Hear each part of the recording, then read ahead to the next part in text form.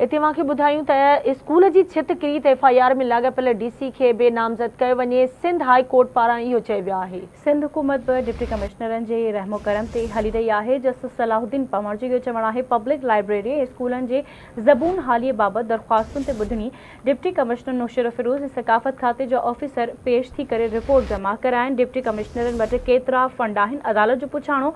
Deputy commissioners वटि 50 million रुपयनि ताईं फंड्स आहिनि। सिंध हुकूमत जे वकील जो इहो चवणु आहे इन्हनि फंडनि जे इस्तेमाल जो कहिड़ो तरीक़ो आहे ऐं किथे ख़र्च करे सघनि था। तफ़सील मालूम कंदासीं आवाज़ जे रिपोर्टर ज़ुल्फी चांडियो खां। जी ज़ुल्फी, वधीक कहिड़ा तफ़सील आहिनि, आगाह कजो। अॼु इंतहाई अहम केस सिंध में बंद पब्लिक लाइब्रेरियूं ऐं स्कूलनि जी ज़बून बिल्डिंग जी बहाली बाबति दरख़्वास्त ते ॿुधणी थी आहे। डिप्टी कमिश्नर नौशर फिरोज़ सकाफ़त खाते जा ऑफिसर ऐं ॿिया अदालत में पेश थिया आहिनि। सकाफ़त खाते ऐं डिप्टी कमिश्नरनि जेको अदालत में रिपोर्ट जमा कराई आहे।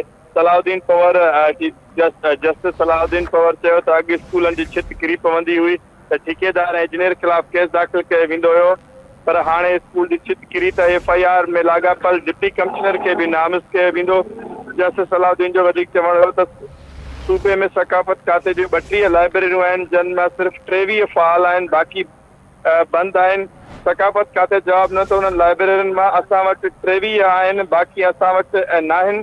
अदालत हुकुम ॾिनो सकाफ़त खाते में जेतिरियूं बि लाइब्रेरियूं आहिनि उन्हनि खे हिकु ई महीने में मुकमल तौरु फ़ाल करे रिपोर्ट पेश कई वञे। अदालत वधीक चयो त हिकु महीने अंदरि लाइब्रेरियुनि खे सोलर एनर्जी ते तब्दील न कयो वियो त तवानाई जे सेक्रेटरी खे अदालत में घुराईंदासीं। अदालत लाइब्रेरी खे सोलर एनर्जी ते मुंतक़िल करण जो पिणु हुकुम ॾेई छॾियो आहे।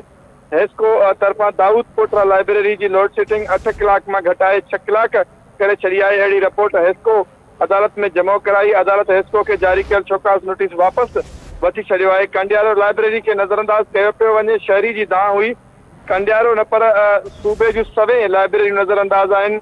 अदालत चयो जेकॾहिं डिप्टी कमिश्नर कमु नथा करे सघनि त उन्हनि खे छॾे ॾियो ऐं अवां ई को सुठो कमु करियो। जस्टिस सलाहुद्दीन कल्चर डिपार्टमेंट सां मुखातिब थींदे चयो सिंध हुकूमत बि डिप्टी कमिश्नरनि जे रहम करम ते हली रही आहे। जस्टिस जो चवणु हो डिप्टी कमिश्नर वटि केतिरा फंड आहिनि, अदालत सवाल कयो।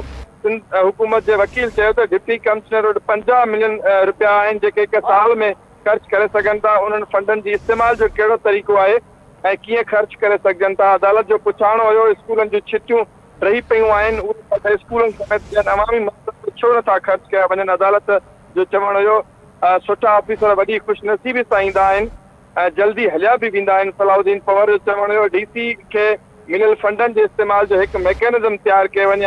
अदालत हुकुम ॾिनो चीफ सेक्रेटरी सिंध खे घुर्जे त लाॻापियल खातनि सां सलाह करे DC खे मिलंदड़ फंड जो मैकेनिज़म ठाहियो वञे। अदालत चयो त डिप्टी कमिश्नर खे मिलियल फंडनि जी विरासत खे बि शफ़ाफ़ बणायो वञे। अदालत DC नौशर फिरोज़ खे जारी कयल शोकास नोटिस वापसि वठी छॾियो आहे। अदालत DG इस्चोटा खे 4 सालनि जी डिग्री प्रोग्राम बाबति तलब करे वरितो आहे। अदालत मोनो टेक्निकल कॉलेज जी ज़मीन ते DC ऑफिस जी अदालत बाबति पिणु रिपोर्ट तलब करे वरिती आहे। जी ठीकु आहे, मुंहिंजी महिरबानी ज़ुल्फी अपडेट करण जे लाइ।